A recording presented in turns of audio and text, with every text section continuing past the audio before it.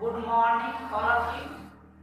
आज हम बात करेंगे फिजिक्स की, बात करेंगे क्लास 12। यहाँ पर देखिए लिखा हुआ है क्लास 12 फिजिक्स है। चैप्टर कितना है? तो चैप्टर 3 की बात करते हैं। चैप्टर 3 में क्या पढ़ना है? क्लास 12 में विद्युत धारा। ये जो आप एनसीईआरटी बुक देखिएगा तो वहां पर हिंदी मीडियम के लिए है विद्युत धारा। तो विद्युत धारा चैप्टर 3 में आपको ऐसे तो आप इस चीज को तो क्लास 10 में पढ़ चुके हैं विद्युत धारा, वहां पर भी बेसिक बात सिखाया दिया गया था। उसी बात को थोड़ा सा हम लोग स्टैंडर्ड फॉर्मेट में सीखेंगे कि विद्युत धारा क्या है। तो देखिए एक्चुअली में क्या है कि वीडियो बनाने के मात्र उद्देश्य है कि लॉकडाउन होने की वजह से, क्योंकि लॉकडाउन जो सेकंड चल रहे हैं इसमें क्या होती है कि पढ़ाई जो जितनी भी संस्थाएं हैं वो सब बंद पड़े हैं।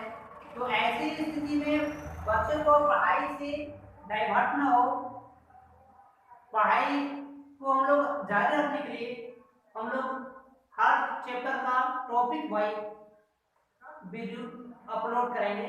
आप इस चैनल को अभी तक सब्सक्राइब नहीं किए तो सब्सक्राइब करिए और लाइक ज़्यादा से ज़्यादा दीजिए, क्योंकि हम लोग ये काम कर रहे हैं तो हम लोग को काम करने में मन लगे। तो अगर बात करते हैं विद्युत धारा, ऐसी तो बेसिक क्या बात है, विद्युत धारा क्या होता है?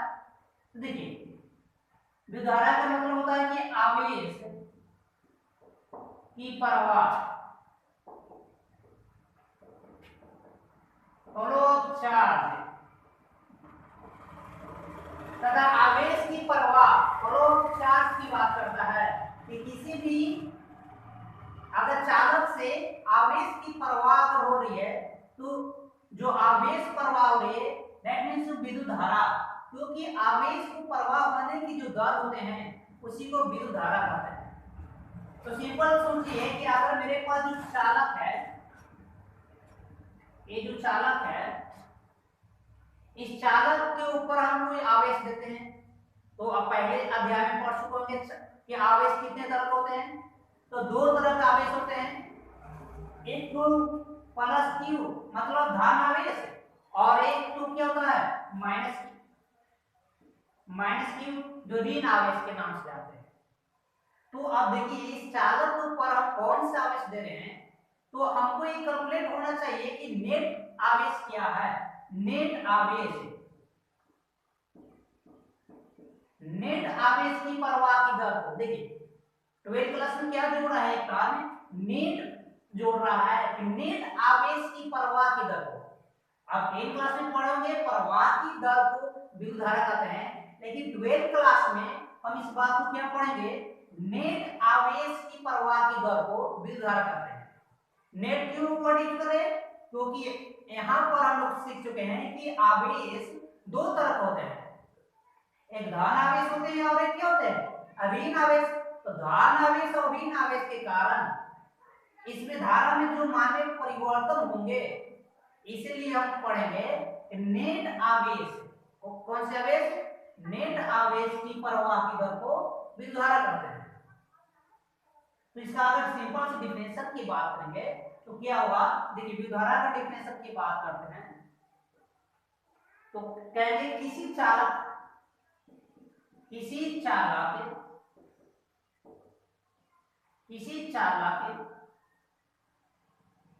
पदार्थ या तार जो भी मेरे पास होंगे, किसी चालक पदार्थ या तार से नेट आवेश की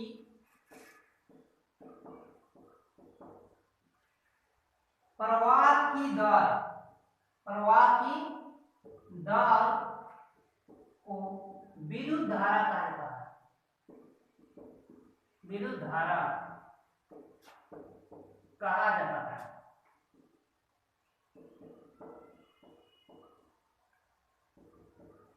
विद्युत धारा क्या हुआ, तो पता है किसी चालक पदार्थ या तार, मेरे पास जो चालक पदार्थ है देखिए दिखाई दे रहा है, चालक पदार्थ या तार इसको से नेट आवेश की प्रवाह, नेट आवेश की प्रवाह की दर को विद्युत धारा कहा जाता है।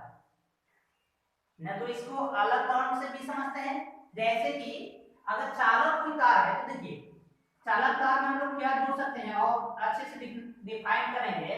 तो देखिए कोई चालक तार है तो ये इसका अनुप्रस्थ काट क्षेत्रफल कहलाता है, जिसको हम लोग इंग्लिश में सुनाते हैं क्रॉस सेक्शन। इस क्रॉस सेक्शन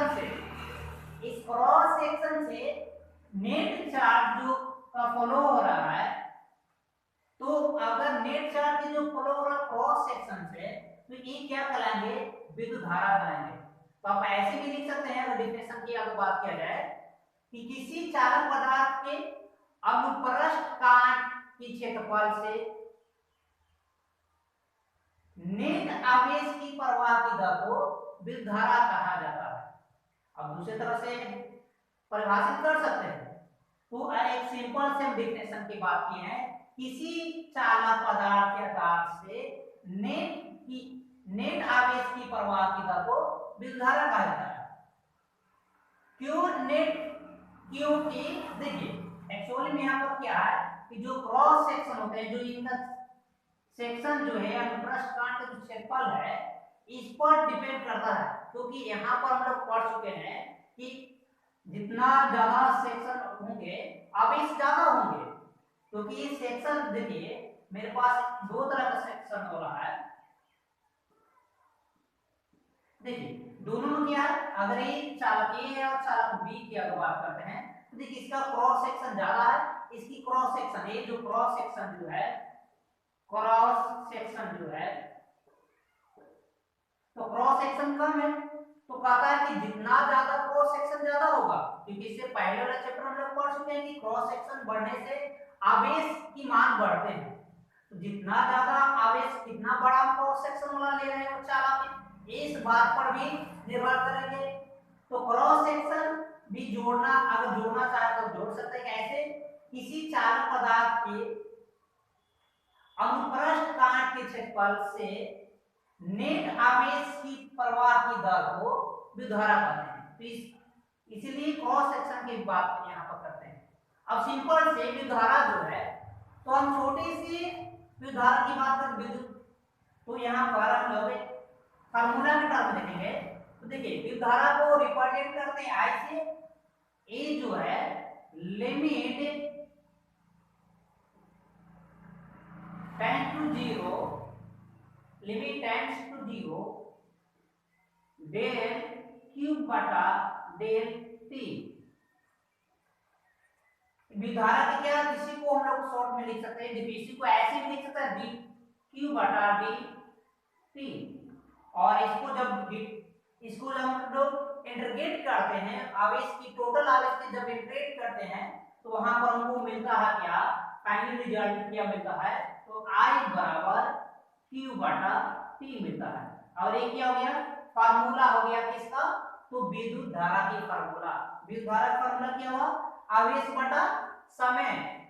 विद्युत धारा की फार्मूला क्या हो गया, Q का मतलब आवेश और T का मतलब समय, मतलब एकांक समय में, क्योंकि दर के मतलब तो ये होता है, दर डिफाइन क्या करता है, एकांक समय में आवेशों की प्रवाह को विद्युत धारा कहा जाता है।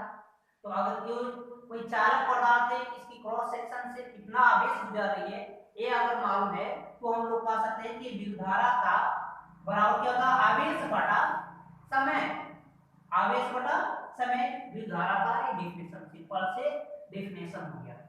अब देखिए आवेश के बाद में तो हम लोग समझ जानते हैं कि विद्युत धारा का, अब देखिए इसके बाद में बात करेंगे, जब हम डेफिनेशन दे दिए तो इसका मात्रक की बात करते हैं। तो विद्युत धारा की मात्रक की अगर बात करते हैं, तो विद्युत धारा की मात्रक क्या होता है, तो आप फार्मूला से मात्रक बना सकते हैं। अब एक जनरली मात्रक होता है, यहाँ पर दो मात्रक की बात करेंगे। फर्स्ट है एसआई मात्रक, तो एम्पियर। एसआई मतलब क्या होता है, एम्पियर होता है। विद्युत धारा की एसआई मात्रक एम्पियर।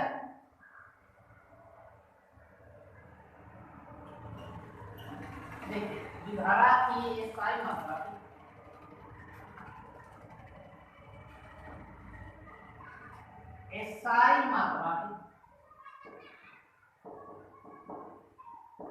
तो क्या होगा, एम्पियर होते हैं। एम्पियर जिसको हम लोग एम्पियर होते हैं, ये एसआई मात्रा है, मतलब एसआई यूनिट ऑफ विद्युत धारा की करते तो एम्पियर होता। दूसरा क्या होता मात्रा के, तो देखिए आई बराबर क्या निकाले, Q बटा T। अब देखिए फार्मूला, तो आप जानते हैं कि आवेश से क्या मात्रा होता है, कूलम, और T क्या होता है, तो सेकेंड। T का क्या होता है, समय का क्या होता है, सेकेंड।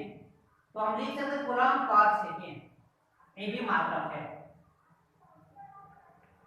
ये आपका दूसरा मात्रक क्या हुआ, कूलम पर सेकेंड होता है। अब देखिए तो 1 एम्पियर इक्वल टू आप करते हैं तो 1 कूलम पर 1 सेकेंड होता है। इस टर्म में मतलब क्या हुआ कि 1 एम्पियर का मतलब क्या हो रहा है, अगर किसी चालक में अगर 1 एम्पियर की धारा प्रवाह हो रही है, इसका मतलब होगा कि उस चालक के अंदर 1 सेकेंड में 1 कूलम आवेश की प्रवाह हो रही है। अगर किसी चालक में 1 एम्पियर की धारा प्रवाह हो, इसका मतलब क्या हुआ, तो लिख सकते हैं अर्थात किसी चालक में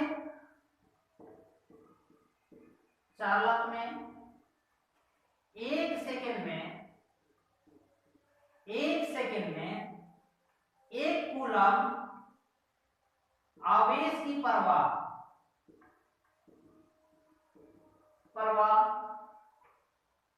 1 एम्पियर कहा जाता है। अगर किसी चालक पदार्थ में 1 सेकंड में 1 कूलम आवेश की प्रवाह अगर हो रही है तो उसको 1 एम्पियर से कहा जाता है। तो याद रखिएगा कि क्या मात्रक दो हो गया, अब विद्युतधारा की मात्रक की तो एम्पियर हुआ, दूसरा होता है कूलम पर सेकंड, और एक एम्पियर जो है 1 कूलम पर सेकंड के बराबर होते हैं। इसको डिफाइन कैसे करते हैं, किसी चालक में 1 सेकंड में 1 कूलम आवेश की प्रवाह को 1 एम्पियर कहा जाता है। क्लियर हो गया। अब बात आता है कि विद्युत धारा कौन सी राशि है। तो विद्युत धारा एक अदिश राशि है। बहुत से कंफ्यूजन आ जाता है यहाँ पर कि विद्युत धारा जो है एक सदिश राशि है। तो याद रखिएगा दिमाग में कि विद्युत धारा एक अदिश राशि है। कैसे देखिए, क्योंकि सदिश होने के लिए क्या होता है, जो शर्त है उसकी बात कर लेते हैं। इसको लिख लीजिए, इसका देख लीजिएगा। देखिए अगर राशि की बात करते तो विद्युत धारा एक अदिश राशि है। कौन सी राशि है, अदिश राशि। देखिए सिंपल सोचिए, अगर ये मेरे पास वायर इस तरह का है, इस तरह का चालक है, तो मान कि इस वायर में यहाँ पर 3 एम्पियर, यहाँ पर 4 एम्पियर की अगर धारा प्रवाह हो रहा, तो इस चालक को कितना टोटल होंगे, तो 7 एम्पियर हो जाएंगे। तो याद रखिएगा कि जो धारा जो अदिश राशि होने के कारण क्या है कि हम लोग सदिश का अर्थ है कि त्रिभुज के नियम के अकॉर्डिंग चलना चाहिए, लेकिन यहाँ पर सिंपल बीजगणितीय गुण के आधार पर जोड़ा गया। देखिए 3 + 4 टोटल कितना हुआ, 7 एम्पियर। तो इस आधार पर हम कह सकते हैं कि विद्युत धारा एक अदिश राशि है। विद्युत धारा कौन सी राशि है, तो अदिश राशि है। तो आज हम लोग यहाँ तक ध्यान देते हैं, ये विद्युत धारा हो गया। कल हम लोग देखेंगे कि विद्युत धारा जो है किस तरह से ओम के नियम में, कल की जो क्लास होगी ओम के नियम, उनसे रिलेटेड बात करेंगे कि विद्युत धारा वहां पर क्या अंतर आते हैं ओम के नियम में, और ओम के नियम क्यों इंपॉर्टेंस है बोर्ड लेवल के लिए। Thank you.